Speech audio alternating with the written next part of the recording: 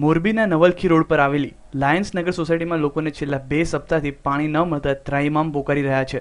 તેથી રહીશોએ આજે નગરપાલિકામાં ઉચ્ચ અધિકારીઓને આ અંગે રજૂઆત કરીને રોષ ઠાલવ્યો હતો।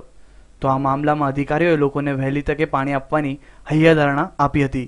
મોરબી નગરપાલિકા વિસ્તારના લાયન્સ નગર નવલખી રોડ ઉપરના લોકો રજૂઆત માટે આવ્યા। છેલ્લા 1 અઠવાડિયાથી તેમને પાણી નથી આવતું।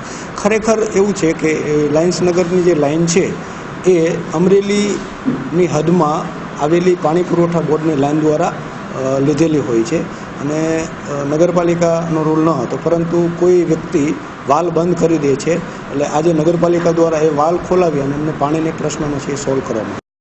લાયન્સ નગરમાં પાણી પુરવઠા બોર્ડ દ્વારા પાણીની લાઈન નાખવામાં આવી છે, ત્યારે ભર ઉનાળામાં પાણીનો પુરવઠો બંધ થવાથી લોકોને હાલાકીનું ભોગ બનવું પડ્યું છે। ત્યારે આવા સંજોગોમાં ઝડપથી લોકોની માંગણી સંતોષાય તેની જ રાહ છે। Bureau report, news online.